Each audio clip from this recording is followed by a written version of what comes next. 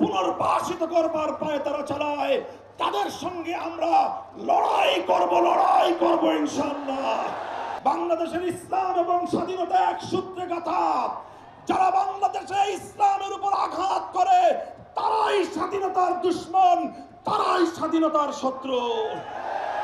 নারী সংস্কারের নামে আল্লাহর কোরআনকে, ইসলামকে যে কটাক্ষ করা হয়েছে, ধর্মীয় উত্তরাধিকার বিধান, পারিবারিক বিধানকে নারী পুরুষের মধ্যে বৈষম্যের প্রধান কারণ বলে আখ্যায়িত করে বিতর্কিত নারী বিষয়ক কমিশন এদেশের সংখ্যাগরিষ্ঠ মানুষের ধর্মীয় অনুভূতিতে আঘাত প্রদান করেছে।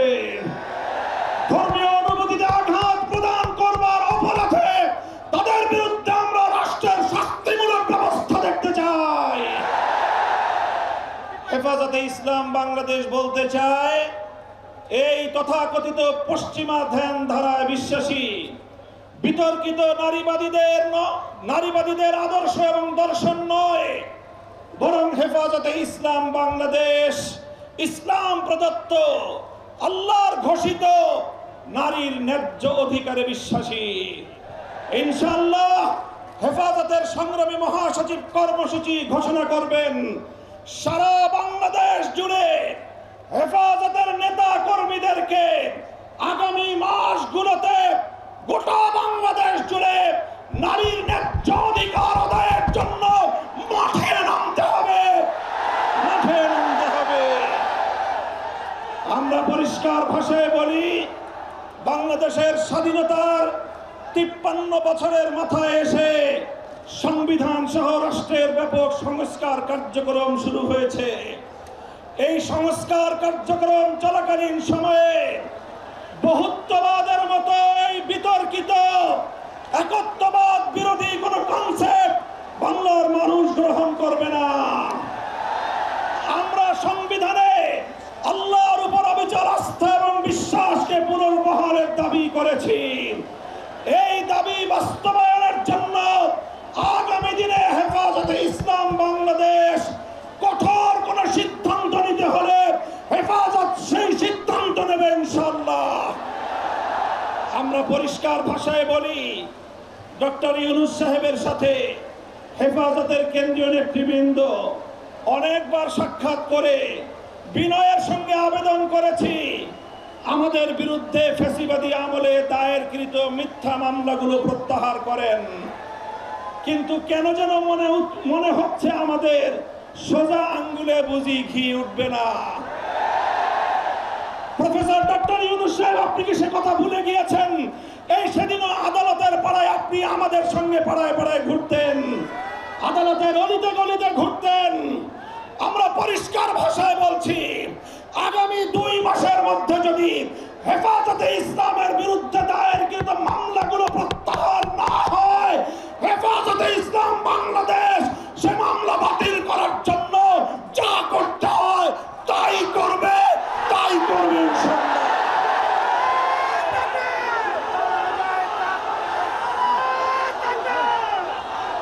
আমরা পরিষ্কার ভাষায় বলছি, জঙ্গি নাটকের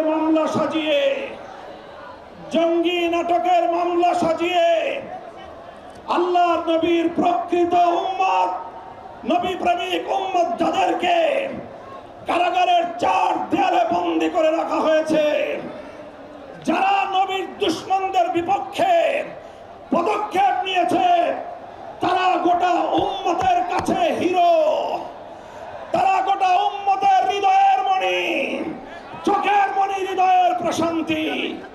সেই সকল কারাবন্দী মজলুম নবী প্রেমিকদেরকে অবিলম্বে মুক্তি প্রদান করতে হবে। আমরা বলছি, আমরা ফিলিস্তিন ইস্যুতে গাজাবাসীর পক্ষে, জায়নবাদী ইসরায়েলের আগ্রাসন এবং গণহত্যার বিরুদ্ধে গোটা বিশ্ববাসীর সঙ্গে আমরা সহমত। বাংলাদেশের মাননীয় সরকার প্রধান উপদেষ্টাকে আমরা বলি, আপনি আন্তর্জাতিক ব্যক্তিত্ব, বিশ্ব অঙ্গনে আপনি গাজাবাসীর পক্ষে ভূমিকা পালন করুন। সারা দুনিয়ার মানুষ গাজাবাসীর পক্ষে দাঁড়িয়েছে। সুদূর এই সবুজ বাংলার চত্বর থেকে আমরা সংহতি জানিয়েছি, কিন্তু আমাদের চেয়ে আরো বড় দায়িত্ব এবং কর্তব্য দাঁড়িয়েছে আজ আমাদের প্রতিবেশী রাষ্ট্র ভারতের মুসলমানদের পক্ষে আওয়াজ উচ্চারণ করা, তাদের পাশে দাঁড়ানো।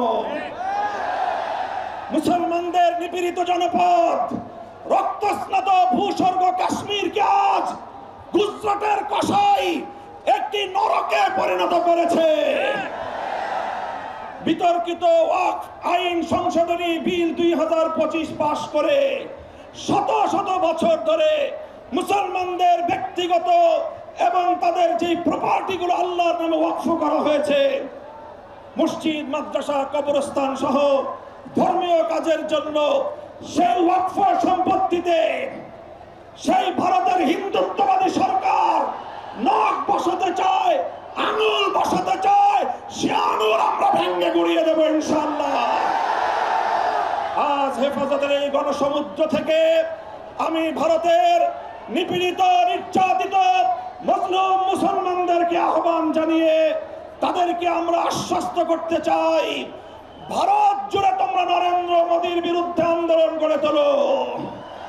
তোমরা সকল নিপীড়ন বন্ধ করার জন্য মাঠে নেমে আসো। সীমান্তের এপার থেকে বাংলার 18 কোটি মানুষ তোমাদের সঙ্গে সংহতি জানাবে ইনশাআল্লাহ। সংগ্রামী সাথী ও বন্ধুগণ, প্রফেসর ডক্টর ইউনূস সাহেব এবং অন্তর্বর্তীকালীন সরকারকে আমরা একটা বার্তা দিয়ে দিতে চাই। মনে রাখবেন, 71 সালে এদেশের মুক্তিযোদ্ধারা বলেছিল আমরা পিন্ডির গোলামীর জিঞ্জির ছিন্ন করেছি, দিল্লির গোলামি করবার জন্য নয়। আজ 2024-এর জুলাইয়ের স্বাধীনতা সংগ্রামের পর আমি বলতে চাই, আমরা দিল্লির দাসত্বের শৃঙ্খল থেকে মুক্ত হয়েছি, নিউ ইয়র্কের গোলামি করবার জন্য নয়। যদি বাংলাদেশকে ওয়াশিংটনের দাস পরিণত করবার কোন পায়তারা করা হয়, আর যদি হিউম্যানিটারিয়ান করিডোরের নামে আমার বাংলাদেশের বুকের উপর দিয়ে যদি বাংলাদেশের সার্বভৌমত্ব, স্বাধীনতা হরণ করবার জন্য আমার স্বাধীন জনপদের 1 ইঞ্চি মাটি কেড়ে নেওয়ার জন্য যদি এই অপতৎপরতা চালানো হয়, চলমান এই অপতৎপরতা যদি বন্ধ না করা হয়, তবে আমি সারা দেশের দেশপ্রেমিক জনতাকে উদাত্ত আহ্বান জানাবো, যুদ্ধের প্রস্তুতি নাও, দেশের জন্য যুদ্ধের প্রস্তুতি নাও।